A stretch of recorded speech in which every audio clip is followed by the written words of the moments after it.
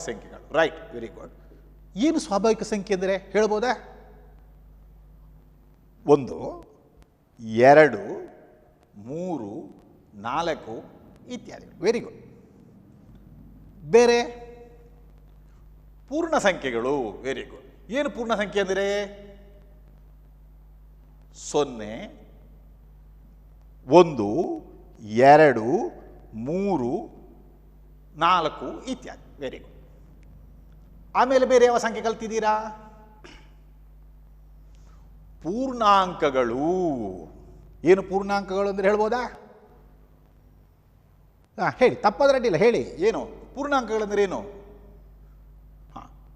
ಧನ ಸಂಖ್ಯೆಗಳು, ಋಣ ಸಂಖ್ಯೆಗಳು, 0 ಸೇರಿಸಿ ಅಲ್ಲ, ಅದೆಲ್ಲ ಪೂರ್ಣಾಂಕಗಳು. ಹೇಳ್ಬೋದಾ ಯಾವುದೆಲ್ಲ ಅಂತೇಳಿ? 0, 1, 2, 3, 4 ಇತ್ಯಾದಿ ಬರ್ತದೆ.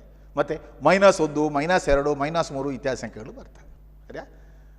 ಈ ಸಂಖ್ಯೆಗಳು ಸ್ವಾಭಾವಿಕ ಸಂಖ್ಯೆಗಳು ಕಲ್ತಿದ್ದೀರಿ ನೀವು, ಪೂರ್ಣ ಸಂಖ್ಯೆಗಳನ್ನು ಕಲ್ತಿದ್ದೀರಿ, ಮತ್ತು ಪೂರ್ಣಾಂಕಗಳನ್ನು ಕಲ್ತಿದ್ದೀರಿ ಅಲ್ಲ. ಬೇರೆ ಯಾವ ಸಂಖ್ಯೆಗಳನ್ನು ಕಲ್ತಿದ್ದೀರಾ? ಭಾಗಲಬ್ಧ ಸಂಖ್ಯೆಗಳು. Very good. ಏನು ಭಾಗಲಬ್ಧ ಸಂಖ್ಯೆ ಅಂದರೆ ಹೇಳ್ಬೋದಾ ಯಾರಿಗಾದರೂ? ಭಾಗಲಬ್ಧ ಸಂಖ್ಯೆ ಅಂದರೆ ಏನು? ಯಾರು ಹೇಳ್ತೀರಾ? ಸ್ವಲ್ಪ ಹೇಳಿ, ಕಷ್ಟ ಅಲ್ಲ. ಉದಾಹರಣೆ ಹೇಳ್ಬೋದಾ? 2ನೇ 1, 3ನೇ 4. Very good. ಮತ್ತೆ ಬೇರೆ ಉದಾಹರಣೆ ಹೇಳಿ, ತೊಂದರೆ ಇಲ್ಲ, ತಪ್ಪಾದ್ರಡ್ಡಿಲ್ಲ, ಹೇಳಿ. ಎಸ್, ಹೇಳಿ, ಕಮ್. 6ನೇ 4 ಇತ್ಯಾದಿಗಳು. ಸಾಮಾನ್ಯವಾಗಿ ಭಿನ್ನರಾಶಿ ಸಂಖ್ಯೆಗಳು ಅಂತ ಹೇಳಿಬಿಡ್ತೇವೆ ಅಲ್ಲ. ಯಾವ ಸಂಖ್ಯೆಗಳನ್ನು P/Q ರೂಪದಲ್ಲಿ ಬರೀಲಿಕ್ಕೆ ಸಾಧ್ಯ ಆಗ್ತದೋ ಅಂತಹ ಸಂಖ್ಯೆಗಳನ್ನು ಭಾಗಲಬ್ಧ ಸಂಖ್ಯೆಗಳು ಅಂತ ಹೇಳ್ತೇವೆ. ಏನು ಈ P ಮತ್ತು Q ಅಂತ ಹೇಳಿದರೆ? ಇದು ಪೂರ್ಣಾಂಕಗಳು. ಎಂಥದ್ದು? ಪೂರ್ಣಾಂಕಗಳು. P/Q. ಇಲ್ಲಿ P ಮತ್ತು Qಗಳು ಏನು ಅಂತ ಹೇಳಿದರೆ ಪೂರ್ಣಾಂಕಗಳು. ಇಲ್ಲಿ ಒಂದು ಕಂಡೀಷನ್ ಇದೆ. Q ಹೇಳೋದು 0 ಆಗಿರಬಾರ್ದು, ಅಂದರೆ ಛೇದವು 0 ಆಗಿರಬಾರ್ದು. ನೋಡಿ, ಭಿನ್ನರಾಶಿ ಸಂಖ್ಯೆಗಳು P/Q. ಇಲ್ಲಿ Q ಹೇಳೋದು 0 ಆಗಿರೋ ಕಂಡೀಷನೇ ಇದೆ. ಈ P ಮತ್ತು Qಗಳು ಪೂರ್ಣಾಂಕಗಳು ಝಡ್ಗೆ ಸೇರಿರ್ತದೆ, ಮತ್ತು ಈ Q ಹೇಳುವಂಥದ್ದು 0 ಆಗಿರಬಾರ್ದು. 0 ಆದರೆ ಏನಪ್ಪ ನೋಡುವ. ಸಣ್ಣ ಉದಾಹರಣೆ ತಗೊಂಡು 4/0 ಇದರ ಬೆಲೆ ಇಟ್ಟು ಗೊತ್ತಿದೆ ಯಾರಿಗಾರು? ಗೊತ್ತಿಲ್ಲ. ಅದರಿಂದ ಛೇದವು 0 ಇರಬಾರ್ದು ಅಂತ. ಅದರ ಬೇರೆ ಯಾವ ಸಂಖ್ಯೆ ನೀವು ತಗೊಂಡ್ರು ಅಡ್ಡ ಇಲ್ಲ. P ಮತ್ತು Qಗಳು ಎಲ್ಲ ಪೂರ್ಣಾಂಕಗಳು. Z ಅಂತೇಳಿದ್ರೆ ಪೂರ್ಣಾಂಕಗಳು. ಆಯಿತಾ? ಪೂರ್ಣಾಂಕಗಳನ್ನ Z ಸಂಖ್ಯೆ ಸೂಚಿಸ್ತೇವೆ, ಪೂರ್ಣ ಸಂಖ್ಯೆಗಳನ್ನು W ಸಂಕೇತದಿಂದ ಸೂಚಿಸ್ತೇವೆ. ಕಲ್ತಿದ್ದೀರಿ ನೀವು, ಬಹುಶಃ ಮರೆತು ಹೋಗಿದೇನೋ. ಹಾಗೆ ಸ್ವಾಭಾವಿಕ ಸಂಖ್ಯೆಯನ್ನು N ಸಂಖ್ಯೆಯನ್ನು ಸೂಚಿಸುತ್ತೇವೆ. ಸರಿಯಾ? ಈಗ ಈ ಭಾಗಲಬ್ಧ ಸಂಖ್ಯೆ ಅಂತ ಹೇಳಿದರೆ ಆಗ ಏನು ನೋಡೋಣ. ಈ ಭಾಗಲಬ್ಧ ಸಂಖ್ಯೆ ಸ್ವಲ್ಪ ಇಲ್ಲಿ ಗಮನ ಇರಲಿ. ಈಗ 4 ಅಂತ ಇದೆ. ಇದು ಸ್ವಾಭಾವಿಕ ಸಂಖ್ಯೆಯೂ ಹೌದು, ಪೂರ್ಣಾಂಕವೂ ಹೌದು ಅಲ್ಲ. ಇದನ್ನು 4/1 ಅಂತೇಳಿ ಬರಿಬೋದಲ್ಲ. ಆಗ ಈ ರೂಪದಲ್ಲಿ ಬರ್ತದಲ್ಲ. ಇದರ ಅರ್ಥ ಏನು ಅಂದರೆ 4/1 ಹೇಳೋದು ಸ್ವಾಭಾವಿಕ ಸಂಖ್ಯೆ ಹೌದು, ಪೂರ್ಣ ಸಂಖ್ಯೆ ಹೌದು, ಪೂರ್ಣಾಂಕದಲ್ಲಿ ಬರ್ತದೆ. ಅಂದರೆ ಭಾಗಲಬ್ಧ ಸಂಖ್ಯೆಯಲ್ಲಿ ನಾನು ಏನು ಹೇಳ್ತಾ ಇರೋದು ಅಂದರೆ, ಭಾಗಲಬ್ಧ ಸಂಖ್ಯೆಯಲ್ಲಿ ಸ್ವಾಭಾವಿಕ ಸಂಖ್ಯೆಯೂ ಸೇರಿರ್ತದೆ, ಪೂರ್ಣ ಸಂಖ್ಯೆಗಳು ಸೇರಿರ್ತದೆ ಅಲ್ಲ, ಮತ್ತು P/Q ರೂಪದಲ್ಲಿ ಎಕ್ಸ್ಪ್ರೆಸ್ ಮಾಡತಕ್ಕಂಥ ಎಲ್ಲ ಸಂಖ್ಯೆಗಳು ಒಳಗೊಳ್ಳುತ್ತದೆ ಅಂತ ಅರ್ಥ. ಅದರ P/Q ಅಂತ ಹೇಳುವಾಗ ನಮಗೆ ಇದರಲ್ಲಿ ಭಾಗಲಬ್ಧ ಸಂಖ್ಯೆ Q ಅಂತ ಹೇಳುವಂಥದ್ದು ಇದು ಉದಾಹರಣೆಗೆ 5/6 ಅಂತ ಇದೆ. ಇದೊಂದು ಭಿನ್ನರಾಶಿ ಸಂಖ್ಯೆ. ಆಯಿತಾ? ಇಂತಹ ಸಂಖ್ಯೆಗಳು ಭಾಗಲಬ್ಧ ಸಂಖ್ಯೆಯಲ್ಲಿ ಇದೆ. ಹಾಗಾದರೆ ಭಾಗಲ ಸಂಖ್ಯೆ ಅಂದರೆ ಯಾರೆಲ್ಲ ಹೇಳ್ಬೋದ? ಈಗ ಸುಮ್ಮನೆ ನೆನಪು ಮಾಡುವ. ಸ್ವಾಭಾವಿಕ ಸಂಖ್ಯೆಯನ್ನು ಒಳಗೊಂಡಂತೆ, ಪೂರ್ಣ ಸಂಖ್ಯೆಗಳನ್ನು ಒಳಗೊಂಡಂತೆ, ಪೂರ್ಣಾಂಕಗಳನ್ನು ಒಳಗೊಂಡಂತೆ, P/Q ರೂಪದಲ್ಲಿ ವಿವರಿಸಬಲ್ಲ, ಬರೆಯಬಲ್ಲ ಎಲ್ಲ ಸಂಖ್ಯೆಗಳನ್ನು ಒಳಗೊಂಡಂತೆ ಬರುವ ಸಂಖ್ಯೆಗಳು. ಇನ್ನು ಮುಂದೆ ಒಂದು ಸಂಖ್ಯೆ ಕಲ್ತಿದ್ದೀರಿ ನೀವು, ಇನ್ನೊಂದು ರೀತಿಯ ಸಂಖ್ಯೆ ವಿಧ. ಹೇಳ್ಬೋದಾ ಯಾರಿಗಾದರೂ? ಹೇಳಿ ನೋಡ. ಅಭಾಗಲಬ್ಧ ಸಂಖ್ಯೆಗಳು. ಎಂಥ ಸಂಖ್ಯೆಗಳು? ಅಭಾಗಲಬ್ಧ ಸಂಖ್ಯೆಗಳು. ಏನು ಅಭಾಗಲಬ್ಧ ಸಂಖ್ಯೆ? ಭಾಳ ಸುಲಭ. ಭಾಗಲಬ್ಧ ಸಂಖ್ಯೆಯನ್ನು ತಿಳ್ಕೊಂಡಿದ್ದೀರಿ ನೀವು. ಹಾಗಾದರೆ ಅಭಾಗಲ ಸಂಖ್ಯೆ ಅಂದರೆ ಏನು ಸ್ವಲ್ಪ ಹೇಳ್ಬೋದಾ? ಹೇಳಿ, ತಪ್ಪದ್ರಡ್ಡಿಲ್ಲ, ಹೇಳಿ. ಇಲ್ಲಿ ಯಾವ ಸಂಖ್ಯೆಯನ್ನು ನಿಮಗೆ P/Q ರೂಪದಲ್ಲಿ, ಅಂದರೆ ಭಾಗಲಬ್ಧ ಸಂಖ್ಯೆಯ ರೂಪದಲ್ಲಿ ಬರೀಲಿಕ್ಕೆ ಬರುವುದಿಲ್ವೋ ಅಂಥ ಸಂಖ್ಯೆಗಳಿಗೆ ಏನು ಹೇಳ್ತೇವೆ? ಅಭಾಗಲಬ್ಧ ಸಂಖ್ಯೆಗಳು. ಅಭಾಗಲಬ್ಧ ಸಂಖ್ಯೆಗಳು ನೋಡಿ. ಈಗ ಅಭಾಗಲ ಸಂಖ್ಯೆಗಳಲ್ಲಿ ಯಾವ ಉದಾಹರಣೆ ಹೇಳ್ಬೋದು ಯಾರಿಗಾದರೂ? ಅಭಾಗಲ ಸಂಖ್ಯೆಗಳಲ್ಲಿ ಉದಾಹರಣೆ ಯಾವುದು ಹೇಳ್ಬೋದು? ಹೇಳಿ ನೋಡ.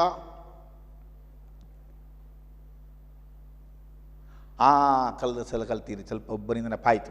ವರ್ಗಮೂಲ 2, ವರ್ಗಮೂಲ 3 ಅಲ್ಲ, ವರ್ಗಮೂಲ 4 ಇತ್ಯಾದಿ ಸಂಖ್ಯೆಗಳು. ವರ್ಗಮೂಲ 4 ಅಂತ ಹೇಳಿದ್ರೆ ಬರಲ್ಲ. ಯಾಕೆ ಹೇಳ್ತೀರಾ ಯಾರಾದರೂ?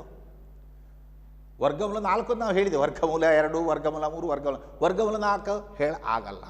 ಯಾಕೆ ಆಗಲ್ಲ ಅಂದರೆ ವರ್ಗಮೂಲ 4ರ ಬೆಲೆ ಇಟ್ಟು 2 ಅಲ್ಲ.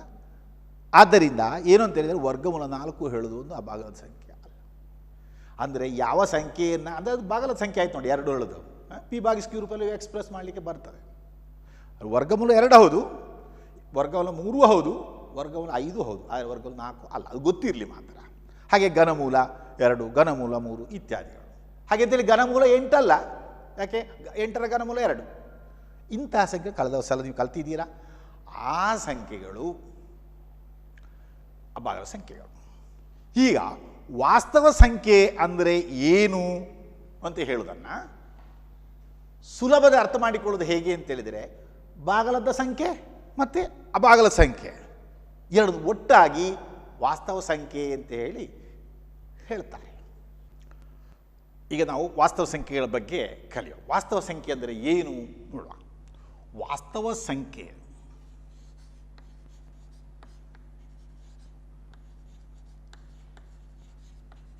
ನಾವು ಈಗಾಗಲೇ ಹೇಳಿದ ಹಾಗೆ ಭಾಗಲಬ್ಧ ಸಂಖ್ಯೆ ಒಟ್ಟಾಗಿ ನಾವು ಏನು ಹೇಳ್ತೇವೆ ಅಂದರೆ ವಾಸ್ತವ ಸಂಖ್ಯೆ ಅಂತ ಹೇಳ್ತೇವೆ. ಒಂದು ಭಾಗಲದ್ದಾಗಿರಬೇಕು, ಇಲ್ಲಾಂದರೆ ಅಭಾಗಲ ಸಂಖ್ಯೆ ಆಗಿರಬೇಕು. ಅದು ವಾಸ್ತವ ಸಂಖ್ಯೆಯಲ್ಲಿ ಇರುವಂಥದ್ದು. ಭಾಗಲದ ಸಂಖ್ಯೆ ಅಲ್ಲದೇ ಇದ್ದರೆ ಅಭಾಗಲದ ಸಂಖ್ಯೆ ಇಷ್ಟೇ. ಇದನ್ನು ನಾವು ತಿಳ್ಕೊಳ್ಬೇಕು. ಈಗ ನಾವು ಯೂಕ್ಲಿಡನ ಭಾಗಾಕಾರಕ್ಕೆ ಸಂಬಂಧಪಟ್ಟ ಹಾಗೆ ಅವ ಒಂದು ನಿಯಮವನ್ನು ನಿರೂಪಿಸ್ತಾನೆ. ಅದು ಏನು ಅಂತ ಹೇಳೋದನ್ನು ಒಂದು 2 ಉದಾಹರಣೆ ನೋಡುವ. ಭಾಗಾಕಾರಕ್ಕೆ ಸಂಬಂಧಪಟ್ಟದ್ದು. ಈ ಭಾಗಾಕಾರದಲ್ಲಿ ಸರಳವಾದಂಥ ಭಾಗಾಕಾರ ಮಾಡತಕ್ಕಂಥ ನೀವು ಹಿಂದಿನ ತರಗತಿ ಕಲ್ತಿದ್ದೀರಾ. ಒಮ್ಮೆ ನಾವು ಭಾಗಾಕಾರವನ್ನು ಮಾಡುವುದನ್ನು ನೋಡುವ. ಸರಳ ಉದಾಹರಣೆ ಹಿಂದೆ ಕಲ್ತದನ್ನು ನೋಡಿ ಏನಾಗ್ತದೆ ಅಂತೇಳಿ. ಈಗ 9ಕ್ಕೆ 3ರಿಂದ ಭಾಗಿಸೋದು ಸರಿಯಲ್ಲ? ಓಕೆ, 3ಕ್ಕೆ 9ರಿಂದ ಭಾಗಿಸುವ ಎಷ್ಟು ಬಂತು ಹೇಳಿ ನೋಡ. 3 3 9 0 ಸರಿಯಲ್ಲ? ಅಂದರೆ ಈ 9ನ್ನು ಹೀಗೆ ಬರಿಬೋದಲ್ಲ ನೋಡಿ. 9 ಅಂದರೆ 3 × 3 9 ಶೇಷ 1. ಇದು ಕಲ್ತಿರಿ ನೀವು ಪ್ರೈಮರಿಯಲ್ಲಿ. ಇಲ್ಲಿ ಏನು ಅಂತ ಹೇಳಿದರೆ 9 ಭಾಜ್ಯ, ಭಾಗಿಸುವಂಥದ್ದು ಅಂದರೆ ಭಾಜಕ 3, ಭಾಗಿಸಿ ಪಡೆಯತಕ್ಕಂಥ ಭಾಗಲಬ್ಧ 3, ಶೇಷ 0. ಈ ಉದಾಹರಣೆಯಲ್ಲಿ ಸಿಕ್ಕಿದಂಥದ್ದು. ಹಾಗೆ ಈ ಉದಾಹರಣೆಗೆ ಬನ್ನಿ. 8 8ಕ್ಕೆ 3ರಿಂದ ಭಾಗಿಸಿ 3 2 6 8 ಶೇಷ ಉಳಿಯಿತು 2 ಉಳಿಯಿತು. ಅಂದರೆ 8 ಅಂತ ಹೇಳಿದರೆ 3 ಭಾಜಕ 3, ಭಾಗಲಬ್ಧ 2, ಶೇಷ 2. ಇನ್ನು ಈ ಉದಾಹರಣೆಯಲ್ಲಿ ತಗೊಂಡು ನೋಡೋಣ. ಇಲ್ಲಿ 3ಕ್ಕೆ 4ರಿಂದ ಭಾಗಿಸ್ತಾ ಇದ್ದೀವಿ. 3ಕ್ಕೆ 4ರಿಂದ ಭಾಗಿಸಲಿಕ್ಕೆ ಬರ್ತದಾ? ಇಲ್ಲ. ಏನು? ಭಾಗಲಬ್ಧ ನಿಮಗೆ 0 ಆಯಿತಾ? ಆಗ ಎಷ್ಟಾಯ್ತು ಹಾಗಾದರೆ? ಶೇಷ 1. ಭಾಗಲಬ್ಧ 0, ಶೇಷ 3.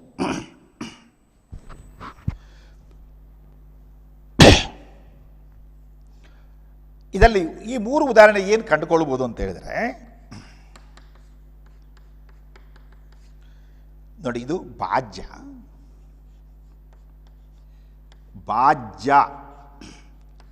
ಭಾಜಕ,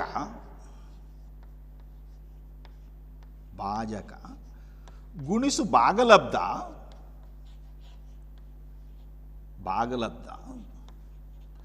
ಕೂಡಿಸು ಶೇಷ. ಇದು ನೀವು ಪ್ರೈಮರಿ ಇರುವಾಗಲೇ ಕಲ್ತಿದ್ದೀರಿ, ಹೌದಲ್ಲ? ಇದನ್ನು ಯೂಕ್ಲಿಡ್ನ ಅನುಪ್ರಮೇಯದ ರೀತಿಯಲ್ಲಿ ಹೇಳ್ತಾನೆ. ಅವ ಈ ಸಂಖ್ಯೆಯನ್ನ ಯಾವುದೇ 2 ಧನ ಪೂರ್ಣಾಂಕ ಎ ಮತ್ತು ಬಿಗಳಿಗೆ ಸಂಬಂಧಪಟ್ಟ ಹಾಗೆ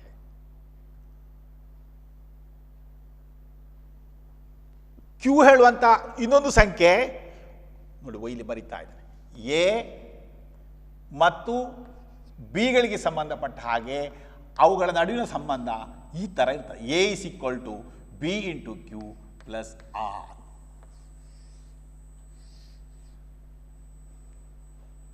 ಇಲ್ಲಿ ಎ ಅಂತ ಹೇಳಿದರೆ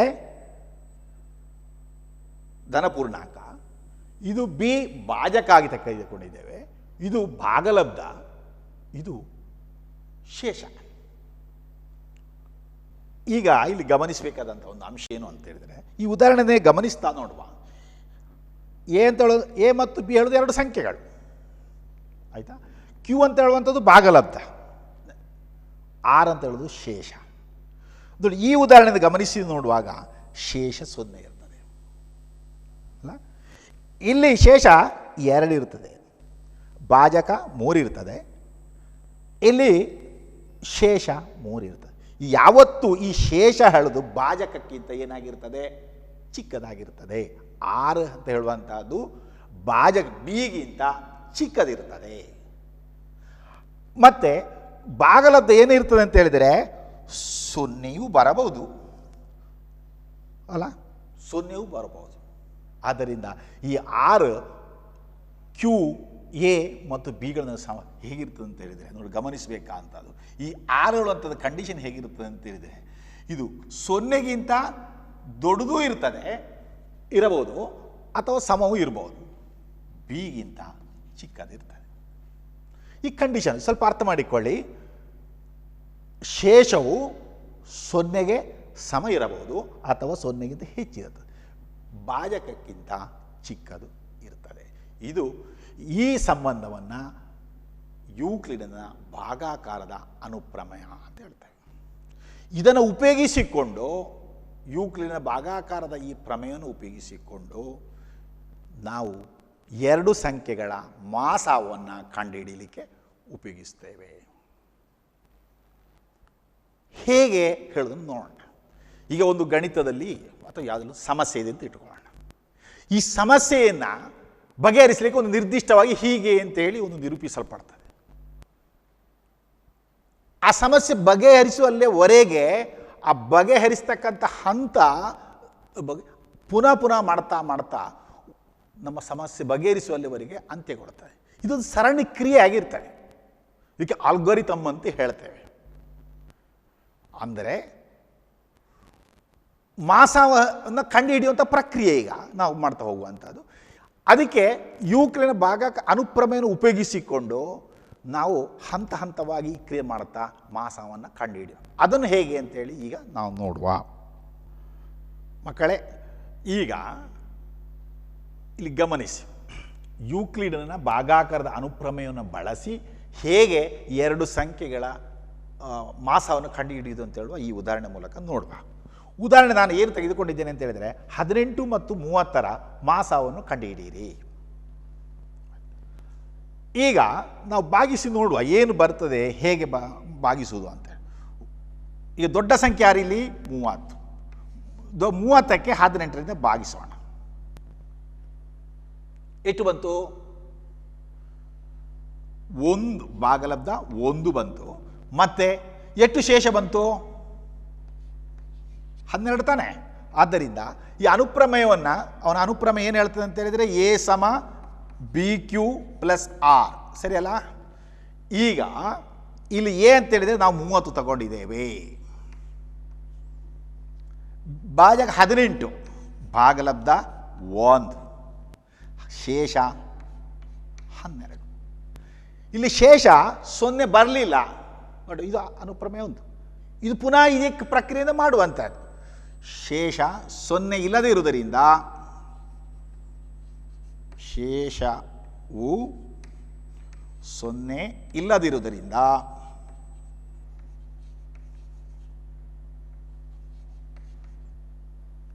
ಸೊನ್ನೆ ಬರಲಿಲ್ಲ ನಮಗೆ. ಅದಕ್ಕೋಸ್ಕರ ಏನು ಮಾಡ್ತೇವೆ ಅಂದರೆ ಮಕ್ಕಳೇ, ಪುನಃ ನೋಡಿ ಇಲ್ಲಿಗ ಭಾಜಕ 18 ಶೇಷ 12 ಈ ಎರಡು ಸಂಖ್ಯೆಗಳನ್ನೇ ಉಪಯೋಗಿಸಿಕೊಂಡು ಪುನಃ ಇವನ ಅನುಪ್ರಮೇಯ ಏನಿದೆ ಅದನ್ನು ಅನ್ವಯಿಸುವಂಥದ್ದು.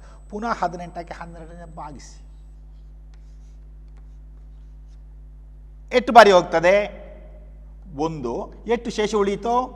6. ಸರಿಯಾ? ಭಾಗಿಸಿ ಎಷ್ಟಾಯಿತು ನೋಡಿ. ಸೊ 18 ಸಮ 12 ಗುಣಿಸು 1 ಪ್ಲಸ್ 6. ಇಲ್ಲಿ ಪುನಃ 0 ಬರಲಿಲ್ಲ. 0 ಬಂತ? ಬರಲಿಲ್ಲ. ಅದಕ್ಕೋಸ್ಕರ ಏನು ಅಂತ ಹೇಳಿದರೆ ಪುನಃ ಈ ಅನುಪ್ರಮೇಯನ್ನೇ ಪುನಃ ಅನ್ವಯ ಮಾಡೋದು. ಶೇಷವು 0 ಪುನಃ ಇಲ್ಲದೇ ಇರುವುದರಿಂದ ಪುನಃ ಭಾಗಿಸುವ. 12 ಸಮ 6 ಗುಣಿಸು 2 ಪ್ಲಸ್ 0. ಈಗ ಶೇಷ 0. ಶೇಷ ಇಟ್ಟು ಶೇಷ ಸಮ 0 ಆಗಿರುವುದರಿಂದ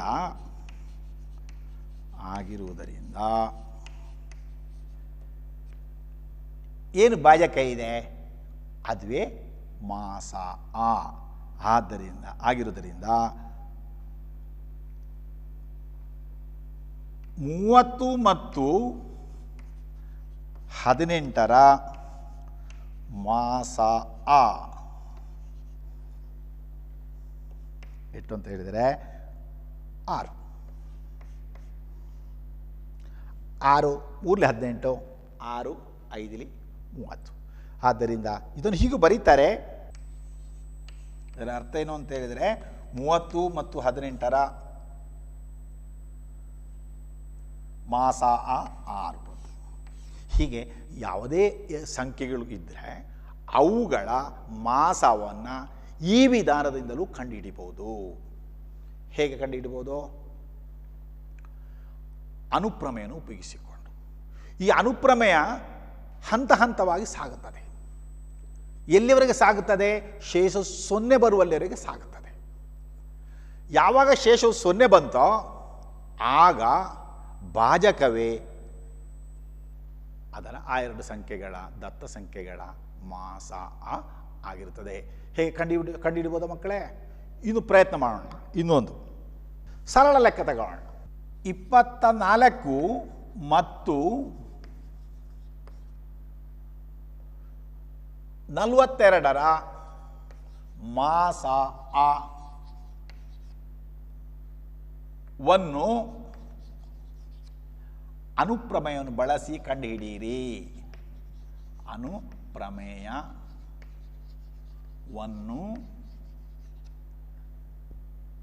ಬಳಸಿ ಕಂಡುಹಿಡಿಯಿರಿ. ಅನುಪ್ರಮೇಯ ಹೇಗಿರ್ತದೆ ಅಂತ ಹೇಳಿದರೆ ಎ ಸಮ ಬಿ ಕ್ಯೂ ಪ್ಲಸ್ ಆರ್. ನೋಡಿ 24 ಮತ್ತು 42 ದೊಡ್ಡ ಸಂಖ್ಯೆ ಇಲ್ಲಿ 42 ಇದೆ. 42ಕ್ಕೆ ನೀವು ಎಷ್ಟರಿಂದ ಭಾಗಿಸೋದು? 24ರಿಂದ ಭಾಗಿಸಿ. ಆಯಿತಾ? ಹಾಗಾದರೆ ಭಾಗಿಸ ಏನು ಬಂತು? 24 ಒಂದಲ್ಲಿ 24 ಮತ್ತೆ ಎಷ್ಟು ಉಳಿಯಿತು? 18 ತಾನೆ. ಈಗ 42ರನ್ನು ಅನುಪ್ರಮೇಯದ ಪ್ರಕಾರ ವಿಸ್ತರಿಸಿ ಬರೀರಿ. 24 ಗುಣಿಸು 1 ಶೇಷ ಎಷ್ಟೋ 18. ಸರಿಯಲ್ಲ? ಶೇಷ 0 ಬರಲಿಲ್ಲ.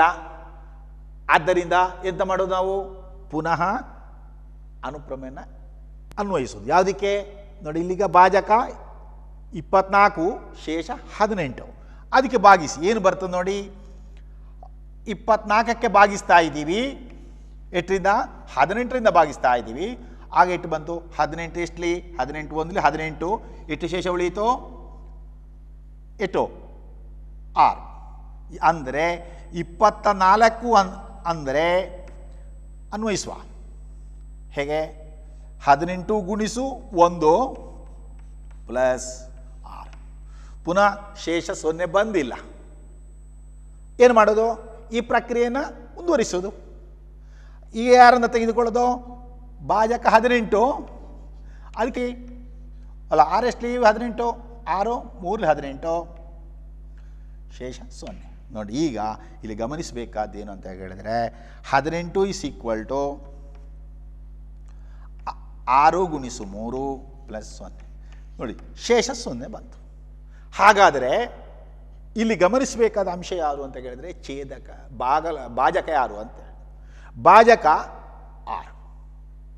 ಆದ್ದರಿಂದ ಮಾಸ ಎಷ್ಟಾಗಾದರೆ ಮಾಸ ಎಷ್ಟು 6 ಅಲ್ವಾ? ಆದ್ದರಿಂದ ನಮ್ಮ ಸಂಖ್ಯೆಗಳು 24 ಮತ್ತು 42, 24 ಮತ್ತು 42 ಇವುಗಳ ಮಾಸ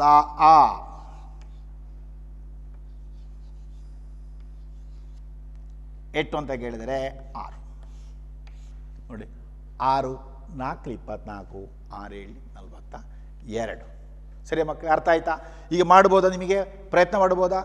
ಎಷ್ಟು ಅದು 2 ಸಂಖ್ಯೆ ಅಲ್ಲ 3 ಸಂಖ್ಯೆ ಬೇಕು ತಗೊಂಡು ಮಾಡಿ. ನಿಮ್ಮ ಎಷ್ಟು ದೊಡ್ಡ ಸಂಖ್ಯೆ ಇದ್ದರೂ ಕೂಡ ಈ ಅನುಪ್ರಮೇಯವನ್ನು ಅನುಸರಿಸಿಕೊಂಡು ಮಾಸವನ್ನು ಕಂಡುಹಿಡತಕ್ಕಂಥ ಇದೊಂದು ವಿಧಾನ. ಇಲ್ಲಿ ಈ ವಿಧಾನದಲ್ಲಿ ನಾವು ಹಂತ ಹಂತವಾಗಿ ಅನುಪ್ರಮೇಯ ಬಳಸ್ತಾ ಹೋಗ್ತೇವೆ. ಎಲ್ಲಿವರೆಗೆ? ಶೇಷ 0 ಬರುವಲ್ಲಿವರೆಗೆ. ಈ ಪ್ರಕ್ರಿಯೆಗೆ ನಾವು ಏನಂತ ಹೇಳಿದರೆ ಆಲ್ಗೋರಿಥಮ್ ಅಂತ ಹೇಳ್ತೇವೆ. ಸಮಸ್ಯೆ ನಮಗೆ ಸಾಲ್ವ್ ಆಗುವಲ್ಲಿವರೆಗೆ ಹೋಗ್ತೇವೆ. ಕ್ರಮವಿಧಿ ಅಂತ ಹೇಳಿದಕ್ಕೆ ಇನ್ನೊಂದು ಶಬ್ದ ಆಲ್ಗೋರಿಥಮಿಗೆ. ಅರ್ಥ ಆಯ್ತಾ? ಈಗ ಇಂಥದೇ ಈ ಲೆಕ್ಕಗಳನ್ನು ನೀವು ಮನೆಯಲ್ಲಿ ಮಾಡಿಕೊಂಡು ಬನ್ನಿ. ನಿಮ್ಮ ಅಭ್ಯಾಸದಲ್ಲಿ ಅನೇಕ ಲೆಕ್ಕಗಳನ್ನು ಕೊಟ್ಟಿದ್ದಾರೆ, ಅದನ್ನು ಕೂಡ ಮಾಡೋದು. ಈ ಲೆಕ್ಕಗಳನ್ನು ಮಾಡಿ ಮಕ್ಕಳೇ. ಏನಾದ್ರು ಡೌಟ್ ಇದೆಯಾ? ಅರ್ಥ ಆಯ್ತಲ್ಲ? ಹೀಗೆ ಯೂಕ್ಲಿಡನ ಭಾಗಾಕಾರದ ಅನುಪ್ರಮೇಯವನ್ನು ಬಳಸಿಕೊಂಡು ಮಾಸವನ್ನು ಕಂಡುಹಿಡಿದು ಹೇಗೆ ಅಂತೇಳಿ ಈ ತರಗತಿಯಲ್ಲಿ ನಾವು ತಿಳ್ಕೊಂಡೆವು. ಸರಿಯಲ್ಲ? ಏನು ಡೌಟ್ ಇದ್ದರೆ ಕೇಳಬಹುದು ಮಕ್ಕಳೇ. ಈ ಒಂದು ಲೆಕ್ಕವನ್ನು ಗಮನಿಸಿ. ಪ್ರತಿಯೊಂದು ಧನ ಸಮಪೂರ್ಣಾಂಕವು 2q ರೂಪದಲ್ಲಿ ಮತ್ತು ಧನ ಬೆಸ ಪೂರ್ಣಾಂಕವು 2q + 1 ರೂಪದಲ್ಲಿರ್ತದೆ ಎಂದು ಸಾಧಿಸಿ ಅಂತೇಳಿ ಒಂದು ಲೆಕ್ಕ.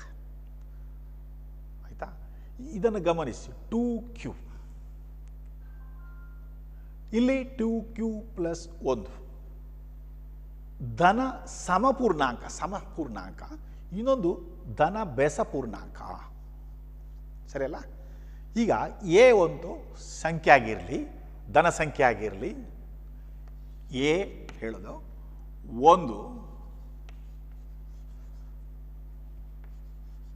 ಧನ ಪೂರ್ಣಾಂಕವಾಗಿರಲಿ.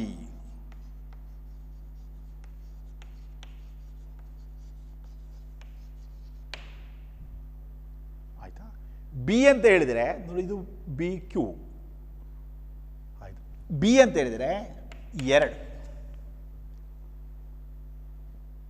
ಆಗ ಏನಾಗಿರ್ತದೆ ಅನುಪ್ರಮೇಯದಂತೆ? ಆಗ ಅನುಪ್ರಮೇಯದಂತೆ ಏನಾಗ್ತದೆ ಹೇಳಿ ನೋಡ. ಹೇಳ್ಬೋದಾ?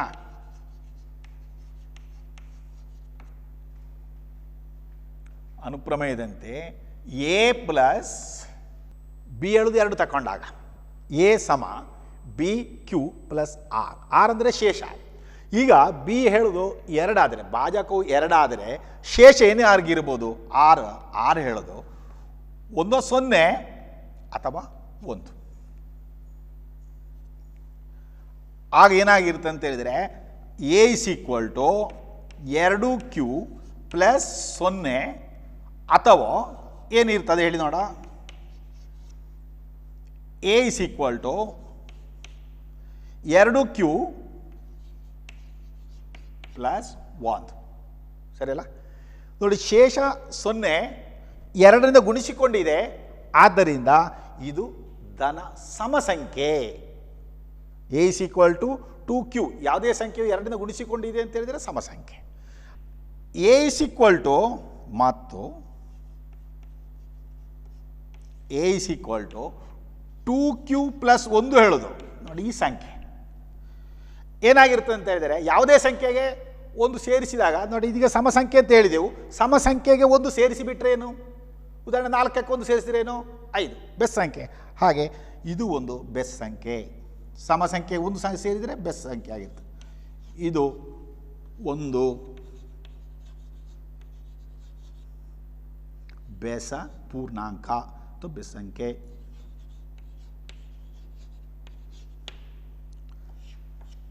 ಇನ್ನು ಅರ್ಥ ಆಯ್ತು ಮಕ್ಕಳೇ? ಕೊಟ್ಟಿರುವಂಥ ಅಭ್ಯಾಸವನ್ನು ಮಾಡಿಕೊಂಡು ಬನ್ನಿ ನಾಳೆ ಕ್ಲಾಸಿಗೆ. ಮತ್ತು ಇಂಥ ಸಾಧನೆ ಲೆಕ್ಕಗಳು ನಿಮ್ಮ ಅಭ್ಯಾಸದಲ್ಲಿ ಇದೆ, ಪ್ರಯತ್ನಿಸಿ. ಯಾವುದೇ ಸಂಶಯ ಇದ್ದರೆ ಕೇಳಿ. ಧನ್ಯವಾದಗಳು.